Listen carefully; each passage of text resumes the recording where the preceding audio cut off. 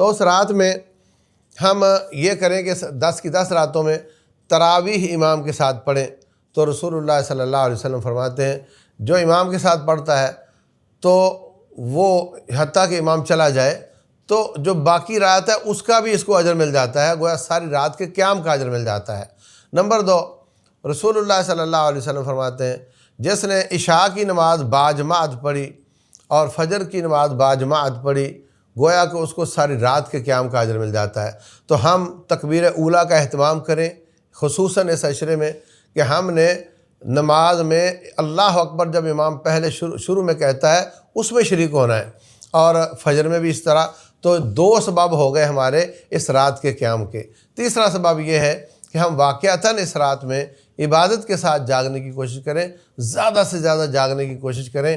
تو کسی کو پوری رات 83-84 سال کی عبادت کا اجر مل جائے گا، کسی کو آدھی رات 41-42 سال کی عبادت کا مل جائے گا، کسی کو کم و بیش جتنا اس نے جاگا۔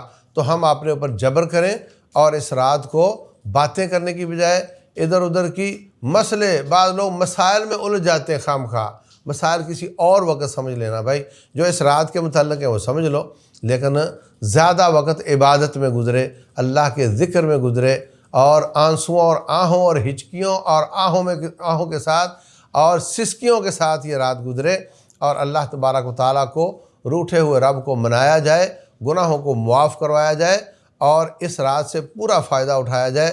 ایک دفعہ بھی ہم نے زندگی میں اس رات کو پا لیا تو گویا ساری زندگی ہماری عبادت کی ہو گئی۔